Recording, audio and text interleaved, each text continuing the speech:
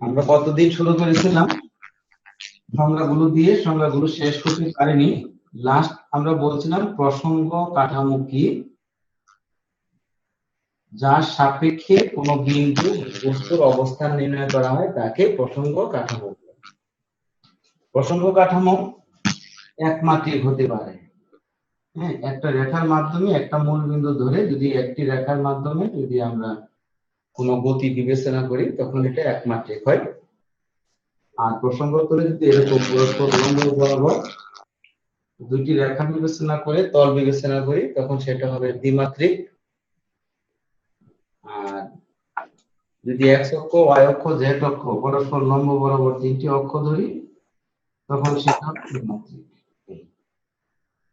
কার্তেশীয় স্থানান্তর অবস্থায় আমরা এটা পাচ্ছি একমাত্রিক, দ্বিমাত্রিক এবং ত্রিমাত্রিক প্রসঙ্গ কাঠামো। ঠিক আছে, এটা আমরা গতদিন লাস্ট আলোচনা করেছিলাম। গতদিনে যা পড়েছি জটিল কিছু পড়ানো হয়নি, তারপরেও যদি কারো কোনো প্রশ্ন থাকে তাহলে করতে পারো। আছে কারো প্রশ্ন? তোমাদের বলছি যে তোমরা সাথে সাথে এগুলো দেখবা, দেখে কারো কোনো প্রবলেম থাকলে পরদিন ক্লাসে বলবো।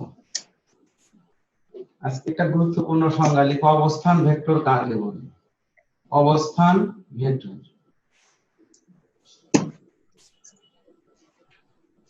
এটা একটা প্রসঙ্গ কাঠামো, এক্স অক্ষ, ওয়াই অক্ষ, জেড অক্ষ। প্রসঙ্গ কাঠামোর এই বিন্দুটাকে মূল বিন্দু ধরা হয়। এই মূল বিন্দুর সাপেক্ষে আমি যদি এই বিন্দুর অবস্থান নির্ণয় করি তাহলে কি লাগবে? এখান থেকে তার দূরত্ব, দূরত্ব হলো মান, আর যে কোনো একটি অক্ষের সাথে তার দিক লাগবে। অর্থাৎ আমরা যদি কোনো বিন্দু বা বস্তুর অবস্থান নির্ণয় করতে চাই তাহলে প্রথমে কার সাপেক্ষে করব? হ্যাঁ, সেটা আমরা প্রসঙ্গ কাঠামোর মধ্যে একটা বিন্দু ধরি, প্রসঙ্গ বিন্দু, আর যদি মূল বিন্দু হয় তখন এটাকে আমরা প্রসঙ্গ মূল বিন্দু বলি। আর ওই বিন্দু থেকে বিন্দু বা বস্তুর বা স্থানের দূরত্ব এটা হলো মান, আর তীর চিহ্ন কি দিয়ে আমরা দিকটা বুঝাই। আসলে বাস্তবে যে কোনো একটা অক্ষের সাথে কত ডিগ্রি কোণে যাচ্ছে অর্থাৎ দিক। বিন্দুর অবস্থান নির্ণয় করতে হলে আমার মান লাগবে আর কি লাগবে? দিক লাগবে। এই জন্য এটাকে অবস্থান ভেক্টর বলা হয়। তাহলে আমরা যদি বলি সংজ্ঞাটা এরকম, প্রসঙ্গ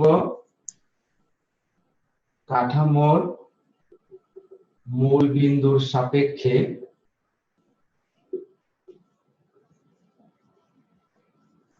কোন বিন্দু বা বস্তুর অবস্থান, বিন্দু বা বস্তুর অবস্থান যে ভেক্টর রাশির সাহায্যে নির্ণয় করা হয়, যে ভেক্টর রাশির সাহায্যে নির্ণয় করা হয়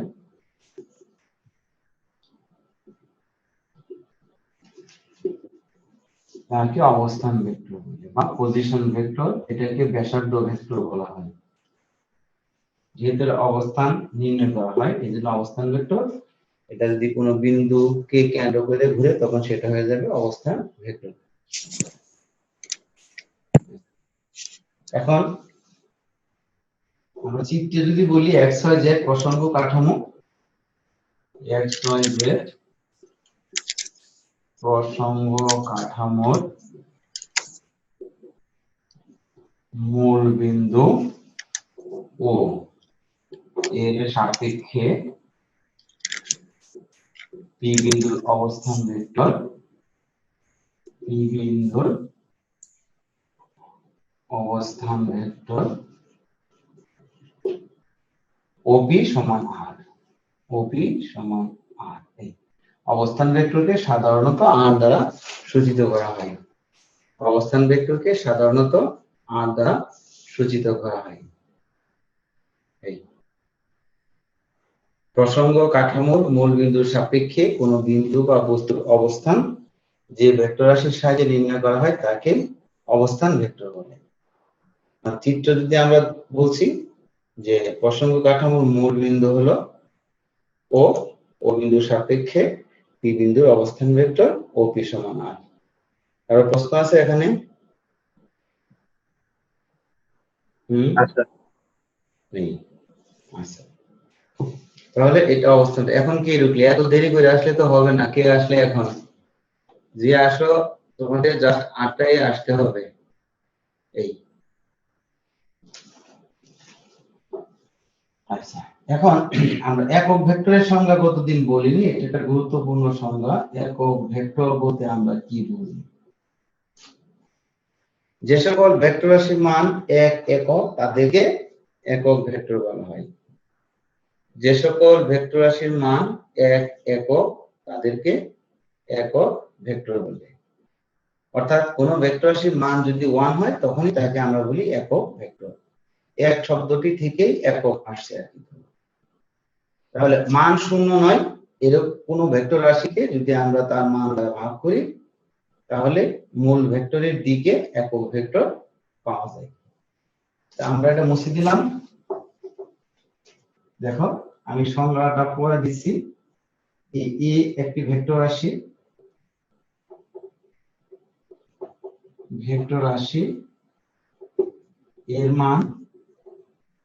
এর মান মডুলাসে এটা শূন্য নয়।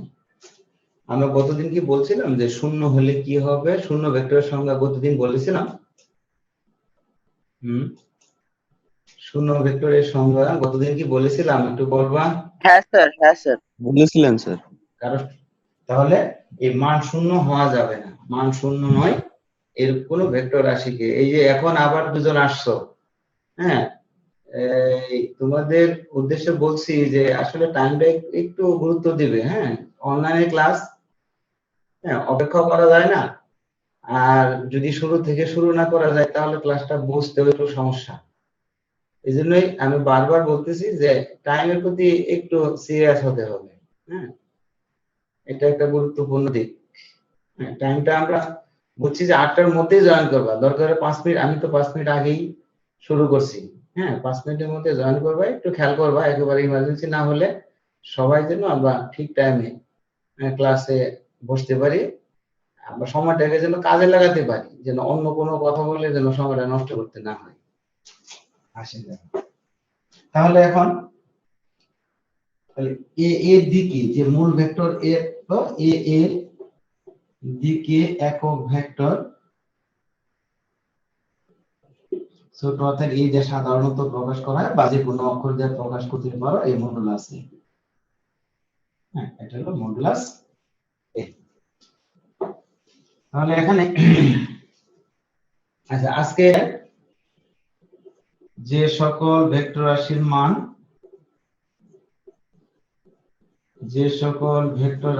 মান এক একক তাদেরকে একক ভেক্টর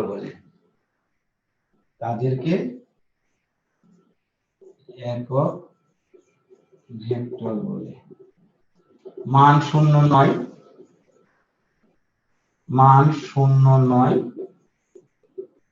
এরূপ কোন ভেক্টর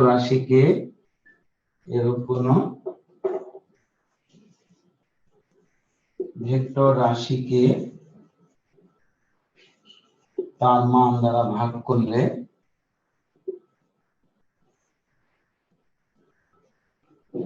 মূল ভেক্টরের দিকে একক ভেক্টর পাওয়া যায়। মূল ভেক্টর রাশির দিকে একক ভেক্টর পাওয়া যায়।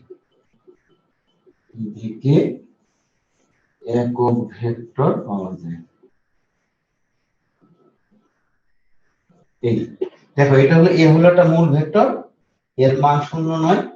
তাহলে এ এর দিকে একক ভেক্টর, এই ভেক্টর রাশিকে তার মান দ্বারা আমরা কি করেছি? ভাগ করেছি। এটাতে অঙ্ক আছে, আমরা পরবর্তীতে অঙ্ক করব।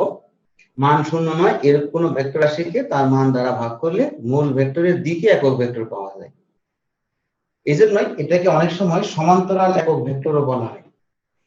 আমরা যদি আরেকটা চিত্র দিয়ে ব্যাখ্যা করি, কেউ যদি না বুঝো সাথে সাথে প্রশ্ন করবা, আর যদি কথা অস্পষ্ট হয়, ছবি অস্পষ্ট হয়, তা আমাকে একটু বলবা। যদি কিছু করার থাকে তাহলে চেষ্টা করবো। এই ধরো পি কিউ একটি ভেক্টর রাশি। হ্যাঁ, এখানে এরকম কয়টি একক আছে? এই ধরো এখানে একটি একক এ এ এ এ, মোট কয়টি একক রয়েছে এখানে? 4টি একক রয়েছে, 4a। তাহলে a সমান কত? pq by 4। তাহলে দেখা যাচ্ছে এই দৈর্ঘ্যটা মান pq ভেক্টর রাশি, 4 একক, 4টা ভাগ করলাম, একক ভেক্টর পাওয়া গেল। প্রত্যেকটি একক ভেক্টরের দিক মূল ভেক্টরের দিকে, অর্থাৎ দুটো অভিন্ন দিক। এজন্য এটাকে আমরা সমান্তরাল একক ভেক্টর বলে। যেহেতু মূল ভেক্টরের দিক আর একক ভেক্টরের দিক একই দিকে, এই জন্য মূল ভেক্টরের দিকে একক ভেক্টর পাওয়া যায়, তার মানে সমান্তরাল একক ভেক্টর। কারণ আমরা পরবর্তীতে আরেকটি একক ভেক্টর পড়ব, সেটা হলো লম্ব একক ভেক্টর। হ্যাঁ, পরবর্তীতে আরেকটি একক ভেক্টর পড়ব, সেটা হলো লম্ব একক ভেক্টর। এই জন্য এটাকে সমান্তরাল একক ভেক্টর বলা হচ্ছে। বুঝা গেল? একক ভেক্টরের সংজ্ঞা এবং ব্যাখ্যা এই পর্যন্ত। যদি কার প্রশ্ন থাকে তাহলে বলো। আছে কারো? সমান্তরাল একক ভেক্টর এরকম কি একটা বললেন, এটা বুঝিনি।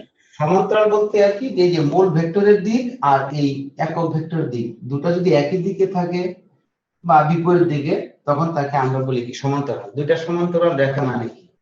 দুইটা রেখার মধ্যবর্তী কোণ 0 ডিগ্রি অথবা একই দিকে অথবা 180 ডিগ্রি কোণ। হ্যাঁ, এইটাই সমান্তরাল আর কি।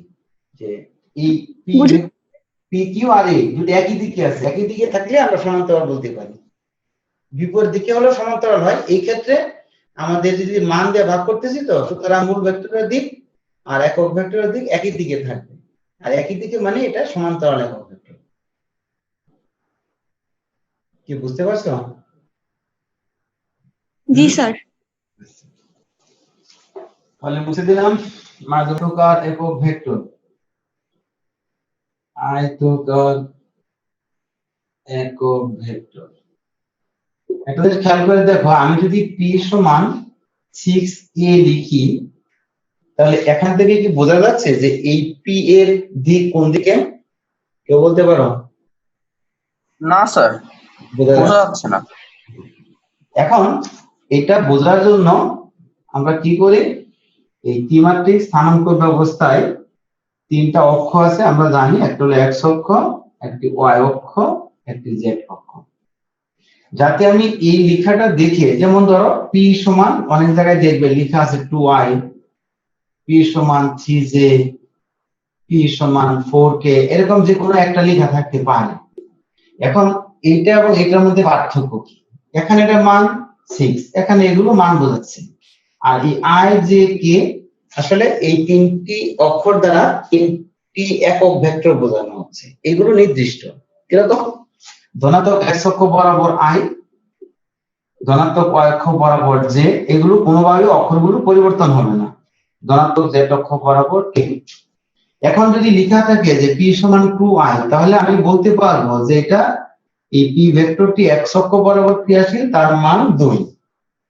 p ভেক্টরটি y j যেহেতু এটা y অক্ষ বরাবর ক্রিয়াশীল, তার মান কত? 3। এখানে যদি 4k লিখি, এটা হলো z অক্ষ বরাবর, তার মান 4। কিন্তু এখানে এটা বলা যাচ্ছে না। এই সুবিধাটার জন্যই ত্রিমাত্রিক স্থানাঙ্ক ব্যবস্থায় ধনাত্মক x অক্ষ, y অক্ষ ও z অক্ষ বরাবর তিনটি একক ভেক্টর ব্যবহার করা হয়, যথাক্রমে i j k। x অক্ষ বরাবর i, y অক্ষ বরাবর j এবং z অক্ষ বরাবর k। এই তিনটি একক ভেক্টরকে একত্রে আয়তকার একক ভেক্টর বলে। এটা একেবারে নির্দিষ্ট। যদি কারোর সাথে i থাকে, তাহলে আমরা বুঝবো i হলো দিক x অক্ষ বরাবর, আর তার সাথে যে সংখ্যা মানটা থাকবে সেটা হলো তার মান। যদি শুধু i থাকে তাহলে তার মান 1, আর যদি 2i হয় তাহলে তার মান 2, যদি 6i হয় তার মান 6, যদি -6 হয় তাহলে আমরা বুঝবো, মাইনাস থাকলে বুঝবো ঋণাত্মক অক্ষের দিকে, অর্থাৎ -x অক্ষ বরাবর, j থাকলে -y অক্ষ বরাবর, -k থাকলে -z অক্ষ বরাবর। ঠিক আছে? তাহলে আমরা যদি সংখ্যাটা এরকম একটু লিখে দিই, ত্রিমাত্রিক স্থানাঙ্ক ব্যবস্থায়, তোমরা সাথে সাথে একটু লিখলে ভালো হবে, কারণ এগুলো জানা হয়ে যাবে। ত্রিমাত্রিক স্থানাঙ্ক ব্যবস্থায় ধনাত্মক x অক্ষ y অক্ষ ও z অক্ষ বরাবর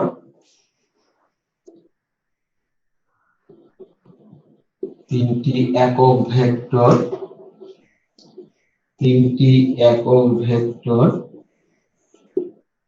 যথাক্রমে i j ও k ব্যবহার করা হয়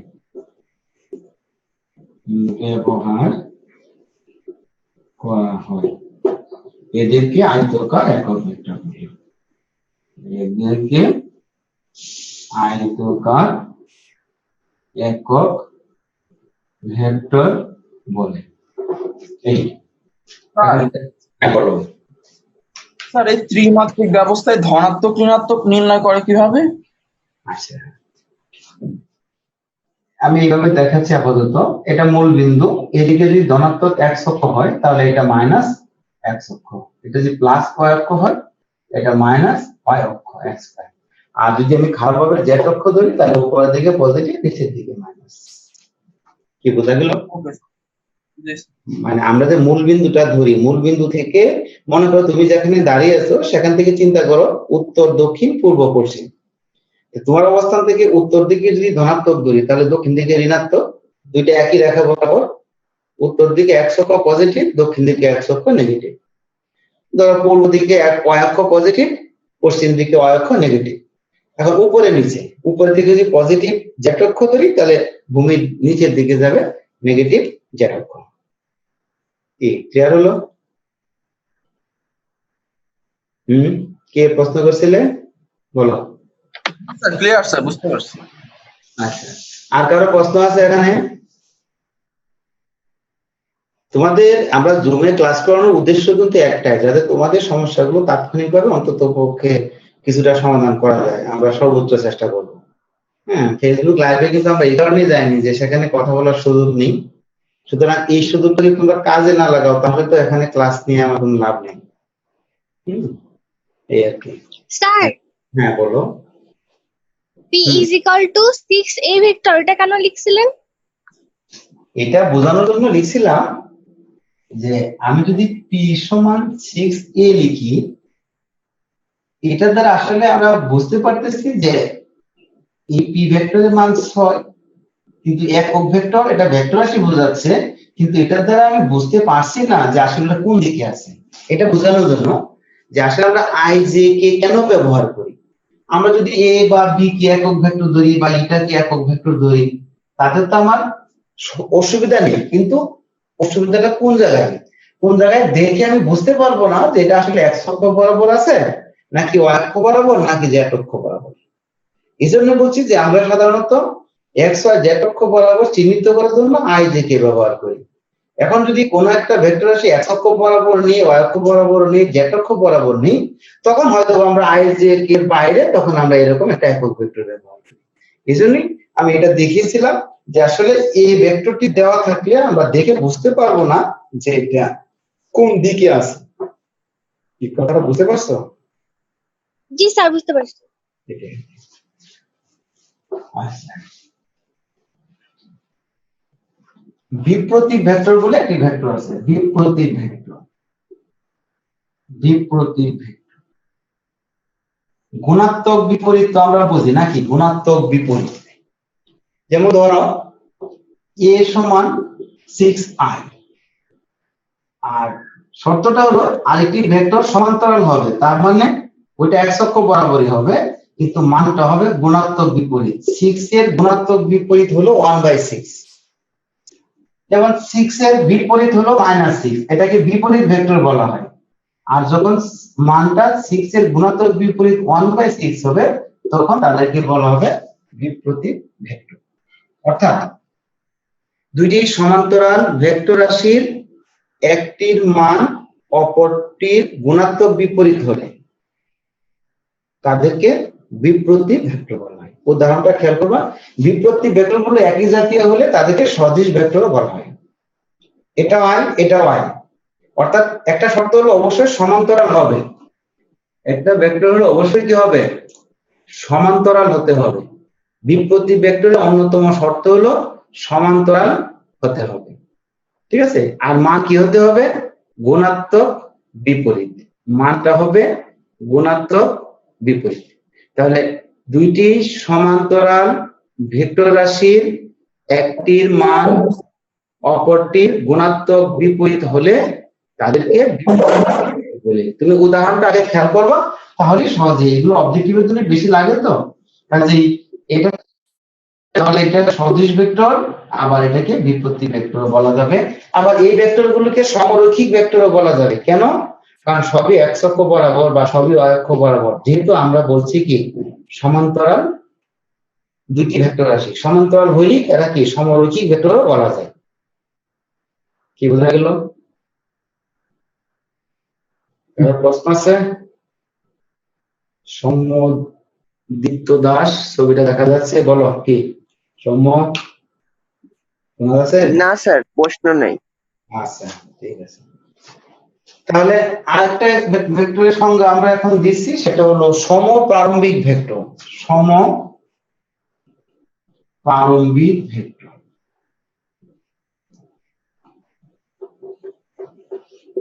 আসলে এটা অন্য কোনো শর্ত নেই, সবগুলো ভেক্টর রাশির পাদবিন্দু যদি একটা বিন্দু থেকে হয় তখন এটাকে আমরা বলছি সমপ্রারম্ভিক ভেক্টর। 10 মিনিট পরে আবার নতুন করে জয়েন করবা, ঠিক আছে, এবং দ্রুত চেষ্টা করবা জয়েন করার জন্য। আচ্ছা, তাহলে যদি ভেক্টর রাশিগুলোর পাদবিন্দু একটি সুনির্দিষ্ট বিন্দু থেকে হয়, অথবা যে সকল ভেক্টর রাশির পাদবিন্দু একই বিন্দু, তাদেরকে আমরা সমপ্রারম্ভিক ভেক্টর বলি। আচ্ছা, আমরা কি গত ক্লাসে ওই পোলার ভেক্টর এবং অক্ষীয় ভেক্টর এটা কি বলছিলাম না? মনে হয় বলছিলাম। জি স্যার বলছি। হ্যাঁ স্যার বলছিলেন। আপাতত এই সংজ্ঞাগুলো এই পর্যন্ত শেষ। একটা সংজ্ঞা বাকি আছে, একটু পরে মনে করবে, আমরা যখন ত্রিভুজবিধি পড়াই তখন পড়াবো সরণ ভেক্টরটা, শুধু এটা বাদ রাখলাম। আর এর বাইরে যদি তুমি সংজ্ঞা পড়তে গিয়ে কোনোটা সমস্যা মনে করো, ছোটখাটো সংজ্ঞা হলে তোমার মেসেঞ্জারে পাঠিয়ে দিবে, আমি ওই জায়গায় সলভ করার চেষ্টা করব। আর যদি সেই জায়গায় না হয় তাহলে আমরা ক্লাসে আলোচনা করব। তুমি পড়ার সময় যদি সমস্যা, তোমার সমস্যাগুলো তুমি মেসেঞ্জারে আমরা জানিয়ে রাখতে পারো যে স্যার আমার এই জায়গায় সমস্যা, তাহলে আমরা পরবর্তী ক্লাসে এগুলো আলোচনা করব। আচ্ছা, এখন আমরা যাব ভেক্টর রাশির যোগ। ভেক্টর রাশির যোগ বিয়োগ, তবে আমরা যোগ আগে দেখবো, কারণ বিয়োগও এক ধরনের যোগ। এখন প্রথম প্রশ্ন হলো যে ভেক্টর রাশির যোগ সাধারণ বীজগাণিতিক নিয়মে করা যাবে কি না? স্যার এই দিক লাগবে স্যার। স্যার এখানে দিক আছে স্যার, এইখানে নেই। এটা হলো মূল কথা, কারণ এটা অনেক সময় খ নম্বরে আসতে পারে আর কি, এই জন্য বললাম যে আসলে ভেক্টর রাশির যোগ বিয়োগ সাধারণ বীজগাণিতিক নিয়মে হয় না, কারণ মানের পাশাপাশি এখানে দিকের উপরও নির্ভর করে লব দিক কি হবে। লব দিক কি আমরা বলছিলাম মনে হয়, লব দিক হলো দুই বা ততোধিক ভেক্টর রাশির যোগফল বা বিয়োগফলটাই লব দিক।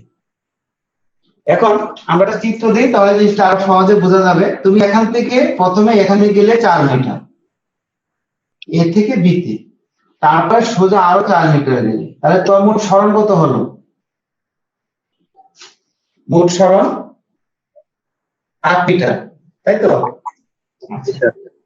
আবার তুমি এখানে 4 মিটার গেলে, এর থেকে বিতে গিয়ে আবার এই দিকে 4 মিটার গেলে, এখানে বিতে সিতে আসি, এটাও 4 মিটার, এটাও 4 মিটার। এখন তোমার সরণ কত হবে? এসি। এখন এই এসি কি তোমার 8 মিটার হবে? না স্যার। হবে না। কারণ এখানে ছিল দুটো একই দিকে, মধ্যবর্তী কোণ 0 ডিগ্রি, এখানে হয়েছে 90 ডিগ্রি। এই দিকের কারণে তার মানটা পরিবর্তন হয়ে গেল। অর্থাৎ দূরত্ব 1, দূরত্ব স্কেলার রাশি, এখানে দূরত্ব 1 হলেও সরণটা কি হয়ে যাচ্ছে? ভিন্ন। ওই যে আমরা শূন্য ভেক্টরের সময় বলছিলাম যে তুমি এখানে 4 মিটার যাওয়ার পর আবার এখানেই ফেরত আসি, তাহলে তোমার সরণ কত হয়ে গেল? শূন্য। কিন্তু দূরত্ব তুমি 8 মিটার দূরত্বে অতিক্রম করেছো, কিন্তু যখনই আমি ভেক্টর রাশির সরণ বলতেছি তখন তোমার এটা হয়ে গেল শূন্য, সরণ শূন্য। সুতরাং এখানে 180 ডিগ্রি কোণের কারণে তোমার এই ঘটনাটি ঘটেছে। এই জন্যই বলা হচ্ছে যে ভেক্টর রাশির লব্ধি নির্ণয় করার সময় মানের পাশাপাশি দিকের উপরও নির্ভর করে লব্ধিটা কত হবে। এই জন্যই ভেক্টর রাশির যোগ বিয়োগ সাধারণ বীজগাণিতিক নিয়মে করা যায় না। তাহলে আমরা মূল কথা এটাই বলবো আর কি, যে ভেক্টর রাশি মান ও দিক উভয়ই রয়েছে, সুতরাং তাদের ক্ষেত্রে লব্ধি নির্ণয় করার সময় মান আলোচনা করতে হয়। এই জন্যই সাধারণ বীজগাণিতিক নিয়মে ভেক্টর রাশির যোগ বিয়োগ হয় না। তখন তুমি একটা উদাহরণ দিয়ে দেবে, যে কোনো ইচ্ছা মতো একটা উদাহরণ দিয়ে বলবা এখানে দিকের কারণে কি হয়ে যাচ্ছে, দূরত্ব এক থাকলেও লব্ধির মান ভিন্ন হয়ে যাচ্ছে। কি আমার কি লেখা লাগবে বোর্ডে এটা? মানে এটা কি লেখা লাগবে নাকি যা বলছি তাতে হবে? বলো। লেখা লাগবে না স্যার। লাগবে না?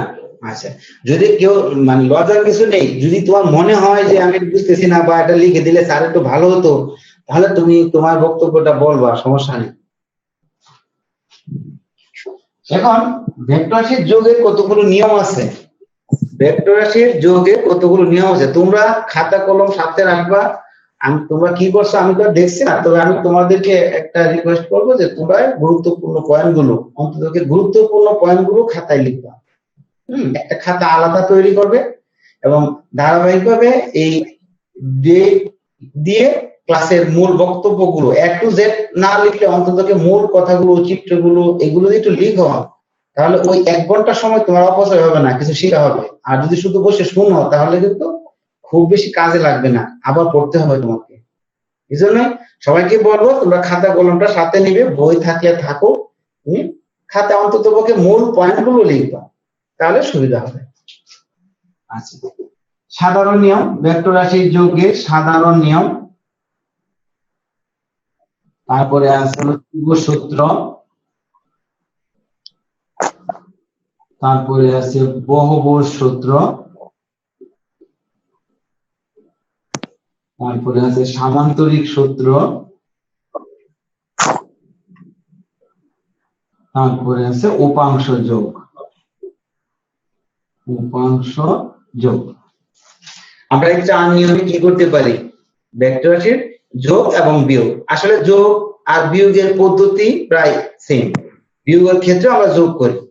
হ্যাঁ, বীজগাণিতিক বিয়োগ করেছো, সেখানেও চিহ্ন পরিবর্তন করে আমরা কি করি, যোগ করে দিই। এখানেও চিহ্ন পরিবর্তন করে যোগ করে দিলে বিয়োগ হয়ে যায়। তাহলে আমরা এই জন্য যোগটা যদি ভালো করে বুঝি, বিয়োগটা আমরা এমনি পাবো। তাহলে এখন আমি দেখাচ্ছি সাধারণ নিয়মটা। আসলে সাধারণ নিয়ম জানলে এই 3টা এমনিতেই পাওয়া যায়, এই 3টার সাথে একেবারে একটার সাথে আরেকটা রিলেটেড। যারা বুঝবে একটা পারলেই সব পারবে, আর যারা বুঝবে না তাদের হিসাব আলাদা। তাহলে খেয়াল করো, দুইটি ভেক্টর রাশির যোগের প্রথম শর্তটা কি? প্রথম শর্ত হলো রাশিগুলো একই জাতীয় হতে হবে। একই জাতীয় ব্যতীত ভেক্টর রাশির যোগ বিয়োগ হয় না। একই বিন্দুতে ক্রিয়াশীল হতে হবে, আবার একই সময়ে ক্রিয়াশীল হতে হবে। একই জাতীয় হতে হবে, একই বিন্দুতে ক্রিয়াশীল হতে হবে এবং একই সময়ে ক্রিয়াশীল হতে হবে। দেখো, এই 3টা শর্ত তোমার মাথায় আগে রাখতে হবে। হ্যাঁ, একই জাতীয় না হলে যোগ বিয়োগ এমনিতেই করা যায় না। আর লব্ধি যদি নির্ণয় করি, দুজনে যদি একসাথে কাজ না করি, তাহলে দুইজনের ফলাফলটা একসাথে যোগ করা যায় না। একটি বস্তুকে আমি এখন ধাক্কা দিলাম, আধা ঘন্টা পরে এসে তুমি ধাক্কা দিলে, তাহলে এই দুইজনের লব্ধি পাওয়া যাবে না এখানে। এই জন্য লব্ধি পেতে হলে একটা জায়গায় একই বিন্দুতে এবং একই সময়ে কি করতে হবে, আমার কাজ করতে হবে। যেমন বল প্রয়োগ করবো, একই বিন্দুতে একই সময়ে বল প্রয়োগ করলে আমরা দুইজনের লব্ধি বলটা আমরা পাবো। এই জন্য এই শর্তগুলো আগে জানতে হবে, যে একই জাতীয় হবে, একই বিন্দুতে এবং একই সময়ে ক্রিয়াশীল হবে, তাহলে আমরা ওই দুই ভেক্টর রাশির যোগফল তথা লব্ধি নির্ণয় করতে পারবো। আচ্ছা, এখন ধরো এরকম একই জাতীয় দুটি ভেক্টর রাশি, একটা হলো পি আর একটা ধরলাম কিউ। এই দুইটা ভিন্ন দিকে, একই দিকে হতে পারে, তাতে সমস্যা নেই, বিপরীত দিকেও হতে পারে। এখন নিয়মটা কি, তুমি যদি নিয়মটা আগে বুঝো তাহলে মুখস্থ করার কিছু নেই। নিয়মটা হলো, প্রথম ভেক্টর রাশিটির মান ও দিক অপরিবর্তিত রেখে এখানে স্থাপন করলাম এই এ পি দ্বারা, অর্থাৎ পি ভেক্টরের আদি বিন্দু এ, শীর্ষবিন্দু কি বি। এখন দ্বিতীয় ভেক্টর রাশিটি আছে কিউ, এই কিউ এ অর্থাৎ দ্বিতীয় ভেক্টর রাশির পাদবিন্দু প্রথম ভেক্টর রাশির শীর্ষবিন্দুতে স্থাপন করে তার মান ও দিক অপরিবর্তিত রাখতে হবে। এই বি সি দ্বারা কিউ। শর্ত হলো দ্বিতীয় ভেক্টর রাশির পাদবিন্দুটিকে প্রথম ভেক্টর রাশির শীর্ষবিন্দুতে এমনভাবে স্থাপন করব যেন তার দিকের কোনো পরিবর্তন না হয়। অর্থাৎ এই রেখাটি আর এই রেখাটি সমান্তরাল থাকবে। কি বোঝা গেল? এখানে আমি প্রথমে দুটো ভেক্টর রাশির যোগটাই দেখাচ্ছি, আমরা আরো যোগ করতে পারবো। আমি আপাতত দুটো যোগ করছি। এখন এইভাবে যতগুলো ভেক্টর রাশি পাওয়া যাবে, তোমাকে 2 এর অধিক না হলে তো যোগ করা, 1 এর অধিক না হলে তো যোগ হবে না। 2টি, 3টি, 4টি, 5টি, যে কয়টাই থাকুক না কেন আমি একই নিয়মে স্থাপন করব। একই নিয়মটা কি? তৃতীয় ভেক্টর রাশির পাদবিন্দু এখানে বসাবো, অর্থাৎ দ্বিতীয় ভেক্টর রাশির শীর্ষবিন্দুতে তৃতীয় ভেক্টর রাশির পাদবিন্দু। যদি আরো থাকে এইভাবে ক্রমান্বয়ে স্থাপন করেই যাবে। প্রথম ভেক্টর রাশির শীর্ষবিন্দুতে দ্বিতীয় ভেক্টর রাশির পাদবিন্দু বসাবো, দ্বিতীয় ভেক্টর রাশির শীর্ষবিন্দুতে তৃতীয় ভেক্টর রাশির পাদবিন্দু বসাবো। এইভাবে বসাতে থাকবে যে কয়টি দরকার। তারপরে লব্ধিটা কিভাবে পাবো আমরা? লব্ধিটা পাবো প্রথম ভেক্টরের পাদবিন্দু আর শেষ ভেক্টরটি শীর্ষবিন্দু যোগ করলে যে দৈর্ঘ্যটা সেটাই হবে কি লব্ধি। অর্থাৎ এ থেকে সি পর্যন্ত এটা হলো প্রথম ভেক্টরের পাদবিন্দু, আর সর্বশেষ ভেক্টরের যে শীর্ষবিন্দু থাকবে এই দুটি বিন্দু যোগ করলে আমরা কি পাবো? লব্ধি পাবো। ঠিক আছে? আর দিক হবে কি সবসময় প্রথম ভেক্টরের পাদবিন্দু থেকে শেষ ভেক্টরের শীর্ষবিন্দু দিকে। তার মানে এ থেকে সি এর দিকে আমরা কি পাবো?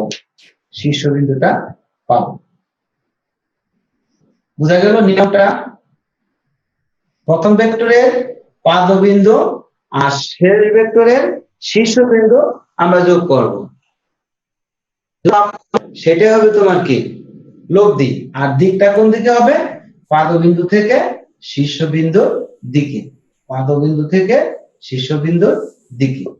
এখন আমরা দুটো না নিয়ে তিনটা লিখছি, কারণ এখান থেকে আমি আরো দুইটা জিনিস ব্যাখ্যা একবারই দিয়ে দেব। ধরো তোমাকে বলা হলো এ হলো পি ভেক্টর, এ হলো কিউ ভেক্টর, এ হলো আর ভেক্টর। এখন তোমাকে বলে এই তিনটি ভেক্টর রাশি যোগ করো সাধারণ নিয়মে। তাহলে নিয়মটা আগের মতোই, প্রথম ভেক্টর রাশিটির মান ও দিক অপরিবর্তিত রাখবো, ধরো এ বি, পি ভেক্টর। দ্বিতীয় ভেক্টরের পাদবিন্দু এখানে বসবে এবং তার দিক অপরিবর্তিত থাকবে, এই ধরো বি সি দ্বারা কিউ ভেক্টর। তৃতীয় ভেক্টর রাশির পাদবিন্দু এখানে বসবে এবং তার মান ও দিক অপরিবর্তিত রাখবো, এই ধরো সিডি দ্বারা আর ভেক্টরকে সূচিত করলাম। এখন নিয়ম হলো প্রথম ভেক্টরের পাদবিন্দু আর শেষ ভেক্টরের শীর্ষবিন্দু যোগ করব। যোগ করলে দৈর্ঘ্যটা কি পাবো আমরা? লব্ধি, অর্থাৎ পি প্লাস কিউ প্লাস আর, এই তিনটা হলো এই লব্ধি হলো এটা। আর দিকটা হবে পাদবিন্দু থেকে শীর্ষবিন্দুর দিকে। এই পর্যন্ত কারো প্রশ্ন আছে কিনা বলো? এইভাবে আমরা কি করতে পারি? লব্ধি, মান ও দিক নির্ণয় করতে পারি। এই পর্যন্ত কারো প্রশ্ন আছে কিনা বলো? আছে কারো? আচ্ছা না স্যার। আচ্ছা না স্যার, সমস্যা। আচ্ছা, এখন এই দুটো একটা আমরা নির্দিষ্ট জ্যামিতিক আকৃতি পেয়েছি। কিরকম? এটা একটা ত্রিভুজ বলা যায়, এটা একটা চতুর্ভুজ বলা যায়। কিন্তু সাধারণ নিয়ম অনুসারে সবসময় এরকম যে হবে এমন কোনো কথা নেই। যেমন ধরো আমি সরাসরি চিত্র আঁকতেছি, এটা প্রথম ভেক্টর, তারপর দ্বিতীয় ভেক্টর এ, তারপর তুমি তৃতীয় ভেক্টর এই দিকে গেলে এখানে আসলে। এখন আমার নিয়ম অনুসারে প্রথম ভেক্টরের পাদবিন্দু আর শেষ ভেক্টরের শীর্ষবিন্দু যোগ করব, এই। তাহলে এই ক্ষেত্রে এবি হবে কি? এই ধরো পি কিউ আর এর লব্ধি। এখানে ত্রিভুজও হলো না সরাসরি, চতুর্ভুজও কিন্তু হলো না। হয়েছে? হ্যাঁ ত্রিভুজ হয়েছে, এটা একটা ত্রিভুজ, এটা আরেকটা ত্রিভুজ। কাজে সরাসরি তিনটি বাহু দ্বারা এরকম চতুর্ভুজ হয়নি। সাধারণ নিয়মের বেলায় কিন্তু যে কোনো আকৃতির হতে পারে। যেমন তুমি এখানে গেলে এই পর্যন্ত, এটা হলো 2 মিটার দৈর্ঘ্য, পরে আবার এখান থেকে পরবর্তীটা দেখা গেল এটা এ বি, তুমি এখান থেকে ঠিক একই রেখা বরাবর বিপরীত দিকে আসলে 3 মিটার, এটা হলো সি। এখন কিন্তু লব্ধি হয়ে যাবে কোনটা, এই যে এসি, এটুকু হলো এখন লব্ধি। এই যে প্রথম ভেক্টরের পাদবিন্দু আর শেষ ভেক্টরের শীর্ষবিন্দু, এই দূরত্বটাই হলো কি লব্ধি, আর দিক হবে পাদবিন্দু থেকে শীর্ষবিন্দুর দিকে। অর্থাৎ তোমার নিয়মটা হলো যে আমি একটার পর একটা ক্রমান্বয়ে স্থাপন করব, হ্যাঁ, দিক অপরিবর্তিত রেখে। তারপরে আমার আদি বিন্দু এবং শীর্ষবিন্দু যেভাবে থাকুক, যেখানেই থাকুক, ওই দুটা বিন্দুর সরলরৈখিক দূরত্বই হবে লব্ধির মান, আর তীর চিহ্নটা হবে পাদবিন্দু থেকে শীর্ষবিন্দুর দিকে। ঠিক আছে? আচ্ছা, এখন আসো ত্রিভুজ বিধি। আমরা যদি এই চিত্রটা দেখি ত্রিভুজ সূত্র, তাহলে সাধারণ নিয়ম দিয়েও কিন্তু আমরা ত্রিভুজ সূত্রের ব্যাখ্যাটা করতে পারি। যেমন এ বি সি একটা ত্রিভুজ হলো, এ বি দ্বারা পি এবং বিসি দ্বারা যদি কিউ কে সূচিত করি, সাধারণ নিয়ম অনুসারে এইটা আমরা লব্ধি পেয়েছিলাম পি প্লাস কিউ। তাহলে দেখো এখানে এ বি প্লাস বিসি সমান কত, এসি, অর্থাৎ লব্ধি এসি সমান পি প্লাস কিউ। তাহলে ত্রিভুজ বিধিটা বলা হয় যে একই জাতীয় দুটি ভেক্টর রাশিকে একটি ত্রিভুজের দুটি সন্নিহিত বাহু দ্বারা সূচিত করলে তৃতীয় বাহু দ্বারা, আচ্ছা কি বলছি, একই জাতীয় দুটি ভেক্টর রাশিকে একটি ত্রিভুজের দুটি সন্নিহিত বাহু দ্বারা একই ক্রমে সূচিত করলে, একই ক্রমে,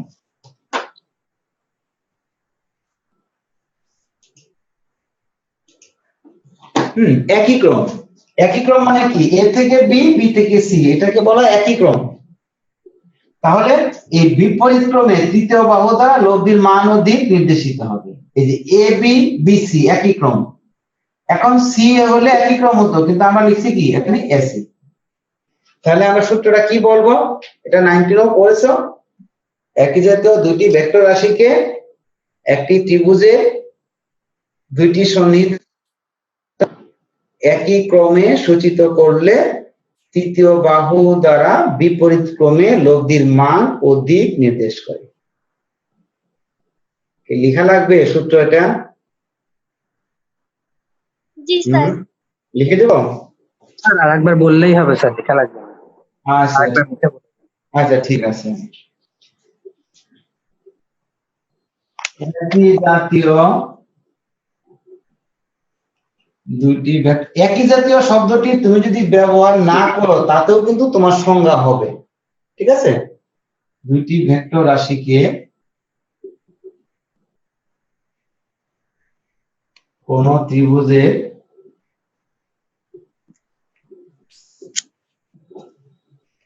দুটি সন্নিহিত বাহু দ্বারা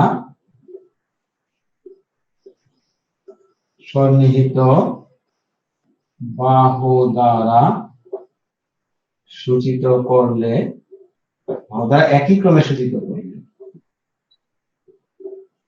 একই ক্রমে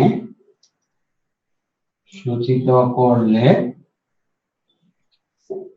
তৃতীয় বাহু দ্বারা বিপরীত ক্রমে লব্ধির মান ও দিক নির্দেশ করে। লব্ধির মান ও দিক নির্দেশ করে।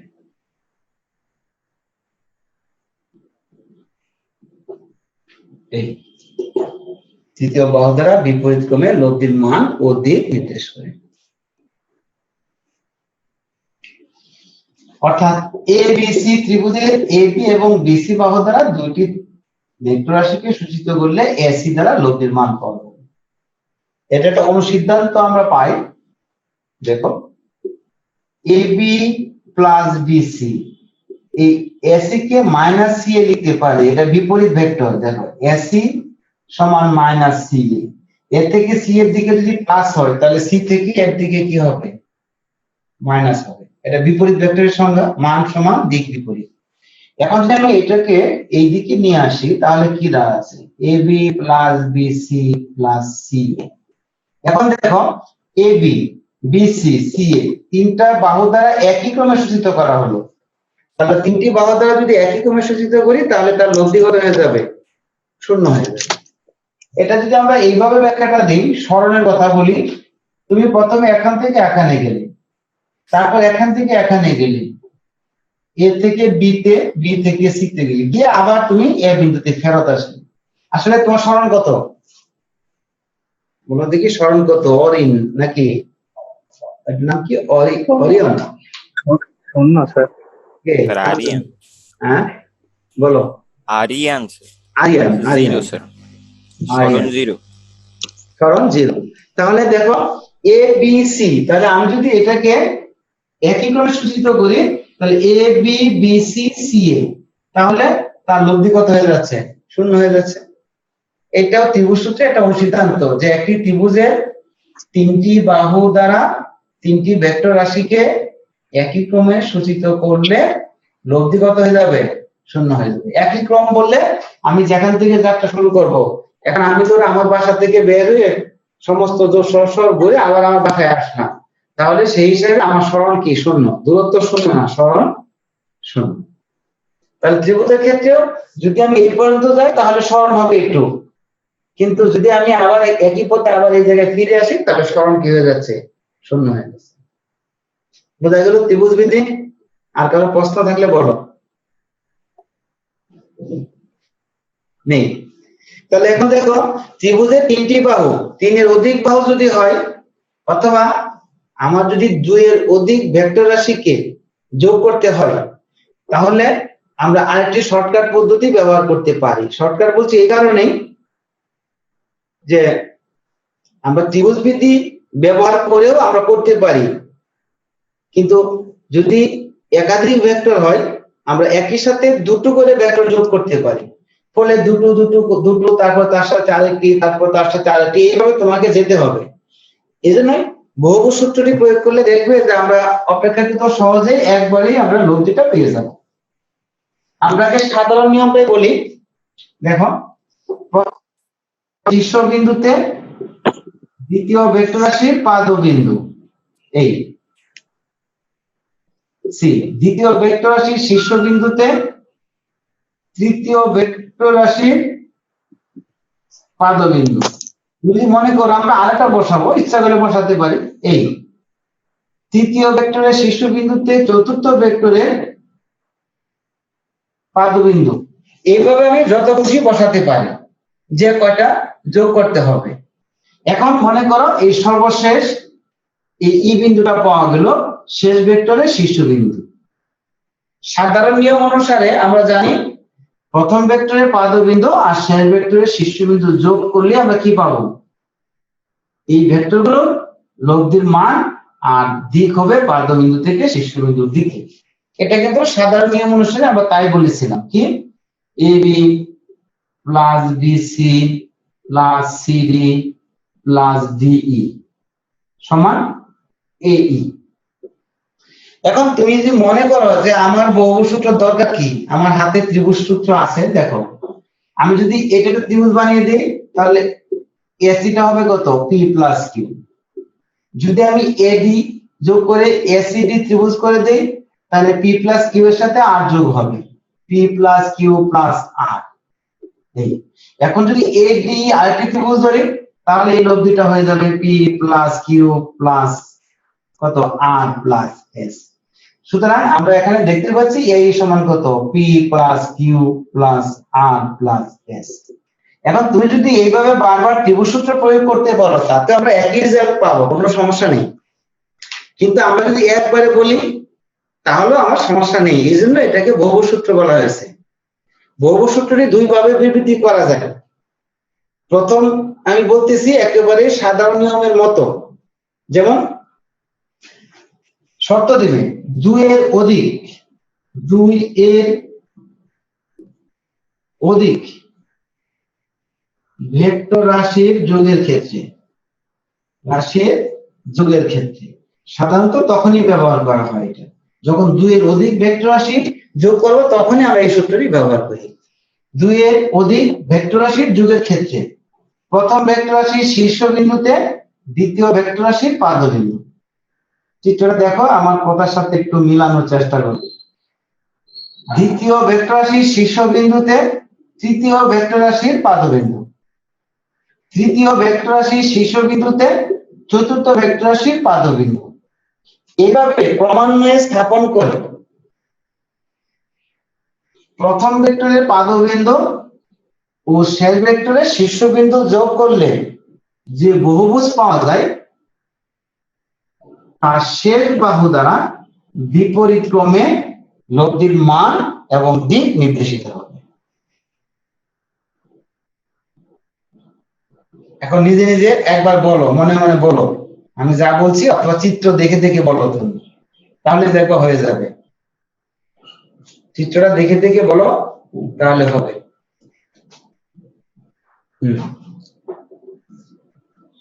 বলো দেখি একবার, বললে আমাকে বলো সমস্যা আছে কি না।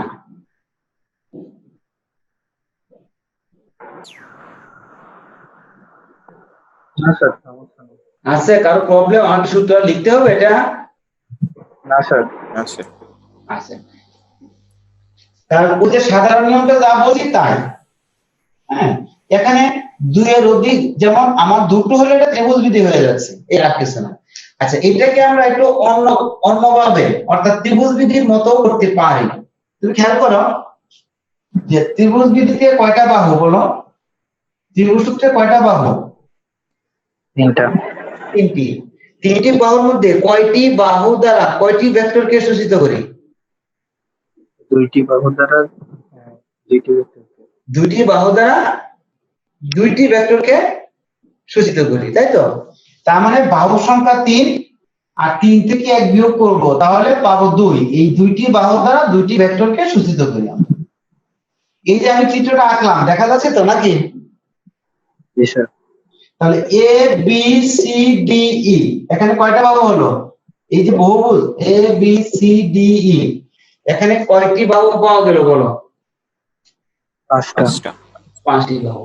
তাহলে 5টি বাহুর দ্বারা গঠিত বহুভুজ কয়টি বাহু দ্বারা কয়টি ভেক্টরকে সূচিত করেছি? 4টি বাহু দ্বারা 4টি। হ্যাঁ, তাহলে বাহু সংখ্যা 5, 5 থেকে 1 বিয়োগ করলাম, তাহলে 4টি বাহু দ্বারা 4টি ভেক্টরকে একই ক্রমে সূচিত করলাম। তাহলে এই পঞ্চম বাহু দ্বারা আমরা কি পেলাম? বিপরীত ক্রমে লব্ধির মান এবং দিক পেলাম। ঠিক আছে? কারো প্রশ্ন থাকলে বলো। স্যার, যে কোনো ক্ষেত্রেই তাহলে একটা লব্ধি থাকবে আর বাকিগুলো ভেক্টর থাকবে? হ্যাঁ, যে কোনো ক্ষেত্রে। ঠিক আছে। আচ্ছা, আমি কিন্তু সবার আমার সামনের স্ক্রিনে যে কজনের নাম ভেসে আছে এই কজনের দেখছি। হ্যাঁ, এই জন্যই যে আমি সবার হয়তো নামে বলতে পারতেছি না, কিন্তু তোমাদের সমস্যা থাকলে একটু কথা বলবো। আবার কেউ মনে করো না যে স্যার 2-3 জনই বলছে আর আমাদের কিছু বলছে না। যারা কথা বলো তাদেরটাই স্ক্রিনে ভেসে থাকে আমার, আর যারা কথা বলো না তাদেরকে আমি স্ক্রিনে আসলে নামগুলো ওইভাবে দেখি না। এই জন্যই সবার নাম আমার একসাথে আপাতত দেখা যায়, দেখলে আবার আমার আলাদা জায়গায় যেতে হয়, যে পার্টিসিপেন্টে গিয়ে দেখতে হয়। এই জন্য বলছি যে সবাই একটু কথা বলবা, না বলতে। আচ্ছা, তাহলে এখন আমরা যদি এটা একটা সাধারণ সূত্র তৈরি করে ফেলি, কিভাবে? এই 5-এর জায়গায় n, তাহলে কি লিখবো? n সংখ্যক বাহু বিশিষ্ট বহুভুজের, দেখো 5-এর জায়গায় লিখলাম n সংখ্যক বাহু বিশিষ্ট বহুভুজের। তাহলে 5-এর জায়গায় যদি n লিখি তাহলে কি হবে? n-1 সংখ্যক বাহু দ্বারা n-1 সংখ্যক ভেক্টর রাশিকে একই ক্রমে সূচিত করলে n তম বাহু দ্বারা বিপরীত ক্রমে লব্ধির মান ও দিক পাওয়া যাবে। দেখো বোঝা গেল? এই যে আমি আগের উদাহরণটা দিতে আসছি, 5-এর জায়গায় n করে দিলাম, এই n, এই যে n, তাহলে এটা n-1, এটা n তম হয়ে গেল। আমি আরেকবার বলছি, শোনো। n সংখ্যক বাহু বিশিষ্ট কোন বহুভুজের n-1 সংখ্যক বাহু দ্বারা n-1 সংখ্যক ভেক্টর রাশিকে একই ক্রমে সূচিত করলে n-তম বাহু দ্বারা বিপরীত ক্রমে লব্ধির মান ও দিক পাওয়া যায়। তাহলে বহুভুজ সূত্রটা আমরা দুই ভাবে বললাম, তুমি যে কোনো একভাবে বললেই হলো, সমস্যা নেই। কি বোঝা গেল? কারো প্রশ্ন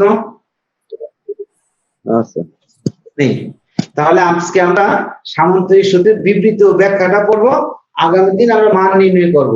আজকে যে টাইম আছে আমরা বিবৃতি ও ব্যাখ্যাটা দেখাতে পারবো। সুবিধা আছে? 5 মিনিট লাগবে, সমস্যা আছে?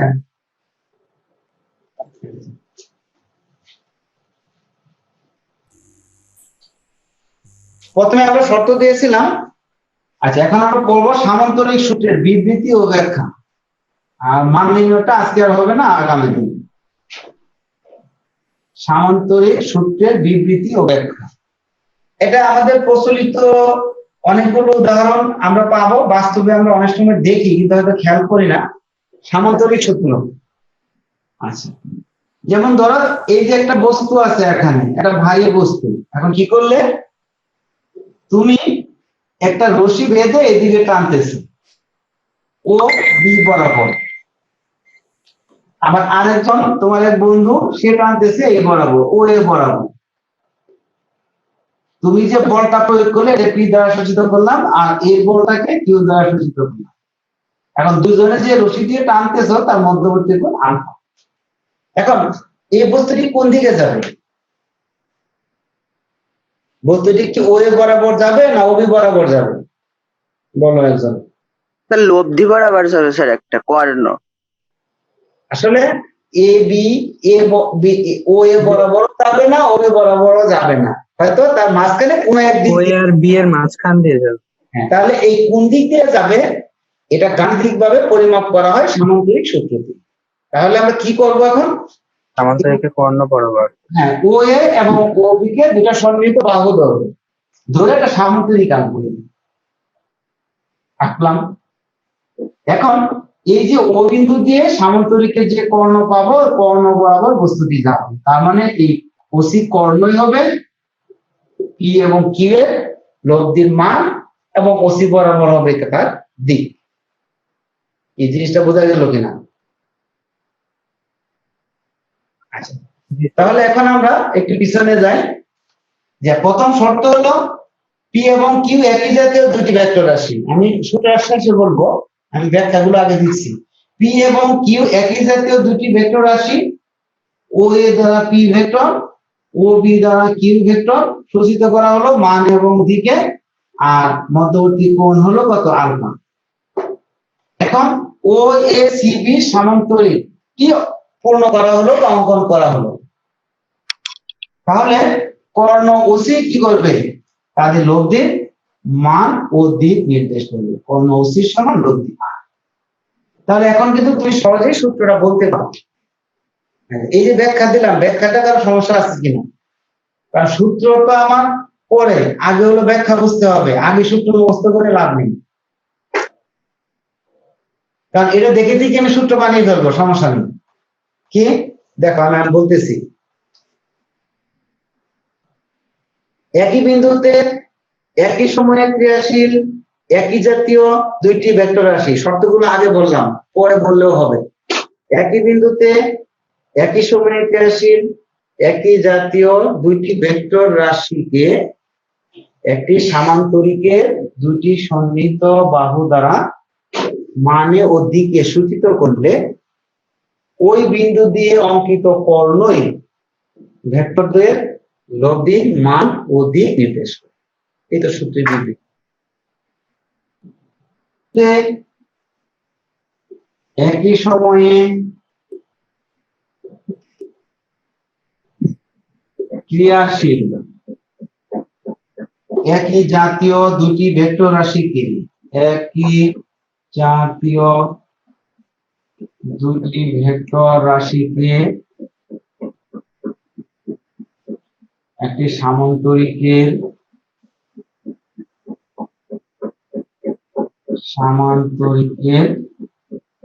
দুটি সন্নিহিত বাহু দ্বারা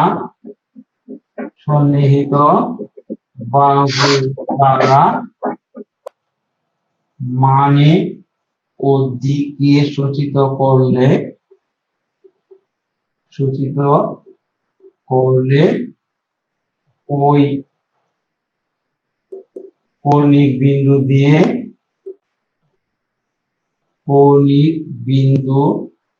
দিয়ে অঙ্কিত কর্ণই